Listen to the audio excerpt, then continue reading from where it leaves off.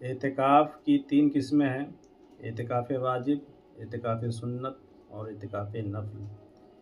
اعتکاف واجب اس اعتکاف کو کہتے ہیں کہ کسی نے نظر یا منت مان لی کہ میرا فلانا کام ہو جائے گا تو ہم 10 دن کا اعتکاف کریں گے، تو اب اس صورت میں اس کے اوپر یہ اعتکاف کرنا واجب ہو گیا ہے، اور اعتکاف واجب کے لیے بھی روزہ رکھنا شرط ہے۔ دوسری قسم ہے اعتکاف سنت۔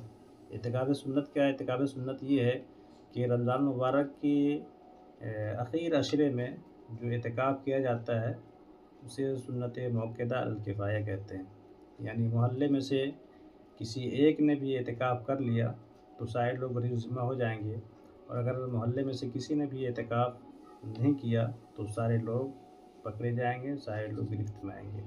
اور اعتکاف نفل یہ ہے کہ انسان جب بھی مسجد میں داخل ہو تو داخل ہونے سے پہلے وہ اعتکاف نفل یعنی مستحب کی سنت کر لے، تو جب تک وہ مسجد میں رہے گا اسے اعتکاف کا ثواب بھی ملتا رہے گا، اور اعتکاف نفل بھی اس کا ہو جائے گا۔